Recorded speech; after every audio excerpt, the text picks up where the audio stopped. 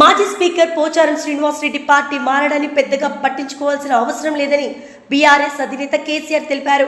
సిద్దిపేట జిల్లా Erravalli farm house లో కేసీఆర్ తో బీఆర్ఎస్ ఎమ్మెల్యేలు హరీష్ రావు, వేముల ప్రశాంత్ రెడ్డి, కేపీ వివేకానంద గౌడ్, మాగంటి గోపీనాథ్, ముఠా గోపాల్, మాధవన్ కృష్ణరావు, అరకెపూడి గాంధీ, ప్రకాష్ గౌడ్, ఎమ్మెల్సీలు షేరి సుభాష్ రెడ్డి, దండి విఠల్, మాజీ ఎమ్మెల్యేలు జోగు రామన్న, నాయకులు క్యామ మల్లేష్, రావుల శ్రీధర్ రెడ్డి మర్యాదపూర్వకంగా భేటీ అయ్యారు. ఈ సందర్భంగా వారితో కలిసి లంచ్ చేసి కేసీఆర్ బీఆర్ఎస్ పార్టీలో జరుగుతున్న పరిణామాలపై చర్చించారు. ఎవరు తొందరపడొద్దని సూచించారు.